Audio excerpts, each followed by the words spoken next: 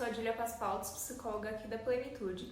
E como maio é o mês das mães, hoje eu vim falar com vocês um pouquinho sobre a saúde mental materna e em como podemos tornar o início da maternagem um pouco mais tranquilo. O mundo da maternidade é cheio de diferentes sentimentos e emoções. São vários os desafios e as novidades. Então vamos começar falando da própria gestação. Especificamente daquele momento em que a mulher descobre que está grávida. Receber um exame de gravidez, seja de sangue ou teste de farmácia positivo, gera na mulher um turbilhão de sentimentos. Às vezes alegria, outras medo, ansiedade, êxtase, insegurança, euforia, angústia e também, por que não lembrar, daquelas mulheres que se sentem tristes ao ver o positivo. Nós mulheres sofremos tanta pressão da sociedade para sermos mães, para maternar, que se torna quase inaceitável uma mulher se sentir triste com a gravidez ou não desejar, ter um filho. Bom, a gravidez também gera mudanças no corpo, hormonais e mudanças de humor. Então você vai me perguntar, e como que eu vou lidar com tudo isso? Bom, se organiza, faça a lista de coisas que você deve fazer desde hoje até o nascimento do bebê. Busque técnicas de relaxamento para a ansiedade, estuda, se informa e, claro, faz terapia, Aí depois do parto vem o puerpério, que é o período em que o organismo demora para voltar às condições normais anteriores à gestação. É nesse momento em que os hormônios sofrem uma queda brusca. E isso traz consequências emocionais, como a mudança de humor, Dessas mudanças de humor e a queda de hormônio pode levar ao baby blues e à depressão pós-parto. Qual que é a diferença entre o baby blues e a depressão pós-parto? Os dois têm a mesma sintomatologia: a tristeza, angústia, falta de energia ou motivação, alterações de apetite, o choro fácil, ansiedade para tomar, dificuldade para tomar decisões ou pensar com clareza, a própria ansiedade, mudança de humor, irritabilidade, pouca concentração e a dificuldade para dormir ou dormir demais. O baby blues começa geralmente no primeiro mês após o parto e pode durar até 30 dias. O baby blues é normal e é esperado, cerca de 50 a 80% das mulheres apresentam esse quadro. Então não é necessário realizar um tratamento medicamentoso. Agora, se os sintomas durarem mais de 45 dias, é preciso prestar mais atenção, porque pode indicar um transtorno que é a depressão pós-parto. A grande diferença entre a depressão pós-parto e o baby blues não é nem a duração, mas é a intensidade dos sintomas. São os mesmos, mas a intensidade é diferente. Então a mulher não consegue cuidar de si, não consegue cuidar do bebê, se alimentar, assistir uma TV, fazer tarefas de lazer. Então, por isso, é necessário dar uma atenção maior, porque a depressão pós-parto pode colocar em risco a mãe e o bebê. Ter depressão pós-parto não significa falta de amor ou rejeição pelo bebê. Muitas vezes a mãe quer e deseja cuidar do bebê, mas ela não consegue. Esse transtorno pode aparecer até 2 anos após o parto. Os fatores de risco para o desenvolvimento da depressão pós-parto são um histórico de depressão durante a gestação ou em outros momentos da vida, perdas gestacionais, então os abortos, gravidez indesejada ou na adolescência, ansiedade na gestação, ter outros transtornos psicológicos associados, um histórico familiar de depressão e problemas financeiros. Também é no período do pós-parto que acontece a esterogestação, que nada mais é que um período gestacional fora do útero. A teoria da esterogestação foi criada por um antropólogo no século passado, que afirmou que os primeiros meses após o parto eram essenciais para que o bebê continuasse o seu desenvolvimento. Por quê?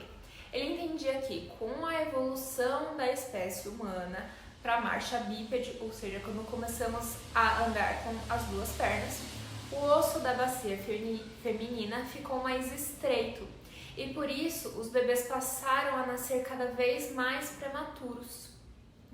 Se a gente comparar os bebês humanos com os filhotes de outros mamíferos, nós somos muito mais dependentes dos cuidados dos nossos pais para nossa sobrevivência, alimentação, sono, né?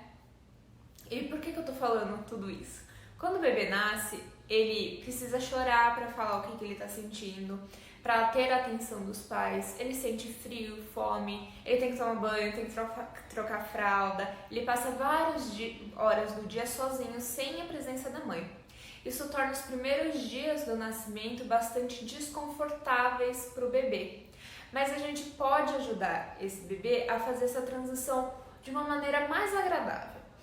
Então, isso ajuda muito o bebê e também vai ajudar a mãe, né? Deixar ela mais tranquila, menos angustiada, menos ansiosa, menos estressada.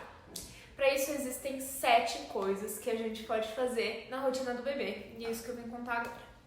A primeira é cuidar da iluminação do ambiente em que o bebê vai ficar. Pensa que no útero não existe luz, não existe claridade. Então, depois do nascimento do bebê, é importante que ele fique em ambientes com a luz baixa na maior parte do tempo. Além disso, não agredir os olhos também faz com que ele fique mais calmo. A segunda coisa é cuidar do sono. Nas primeiras semanas após o nascimento, a principal tarefa que o bebê realiza é dormir. É importante respeitar esses momentos do bebê e deixar ele dormir sempre que quiser, em um ambiente tranquilo e de baixa luz. Se possível, é importante que os pais estejam presentes e estejam por perto. Terceira coisa é a alimentação do bebê. Dentro do útero, o bebê recebia uma constante fonte de nutrientes por meio do cordão umbilical. Por isso ele não sentia fome.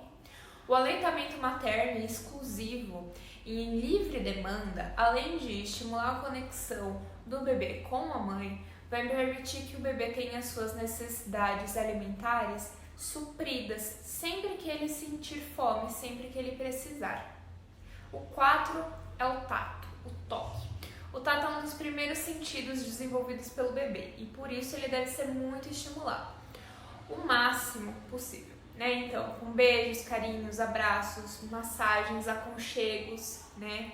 A quinta coisa são os ruídos. Então, dentro do útero tinha sons ritmados e repetitivos que o bebê passa a gestação inteira ouvindo, né? Então, colocar músicas suaves e similares ao barulho do útero, que é o barulho que o bebê estava acostumado a ouvir, proporciona o aconchego, vai agradar o bebê e também oferece uma nova fonte de estímulo para o bebê. O sexto é o transporte. O ideal é que o bebê seja transportado bem juntinho da mãe com um sling. Dessa forma, o bebê pode escutar a voz da mãe de perto, aí ele vai se movimentar com ela e também consegue ouvir os batimentos cardíacos da mesma forma que acontecia no útero o tempo inteiro. O sétimo e o último é o banho. É interessante simular o ambiente uterino que durante o banho, que é utilizando um ofurô de bebê ou um balde, porque esse espaço apertadinho com água quente vai fazer que o bebê tenha as mesmas sensações que ele tinha quando ele estava dentro do útero. Bom, então pra gente finalizar agora, vou falar um pouquinho sobre a rede de apoio, culpa, julgamento e comparações. Eu sempre falo que quando um bebê nasce, também nasce uma mãe. Infelizmente, junto dessa mãe vai nascer a culpa. As mães se culpam o tempo todo. As mães se culpam por tudo. Se o bebê come demais, culpa. Se o bebê come de menos, culpa. Se dorme demais, culpa. Se dorme de menos, culpa. Se ele é diferente do bebê da vizinha, da outra pessoa da minha família, culpa. Além da culpa também tem o julgamento, tem pitaco, tem insegurança, né? Então por isso é importante que as mulheres essas mães estabeleçam uma rede de apoio. Tomar cuidado com o excesso de notícias também é importante. Estar informado é necessário, mas o excesso faz mal, ela vai trazer ansiedade, né? Não tenha medo de perguntar para os profissionais, né? Então, pediatras, nutricionistas, fisioterapeutas. E, claro, não tenha medo de pedir ajuda caso você sinta necessidade e fazer terapia. Bom, gente, por hoje é só. Espero que vocês tenham gostado. Eu volto aqui no mês que vem para falar mais um pouquinho com vocês. Plenitude Saúde é mais informação para você. Tchau, tchau!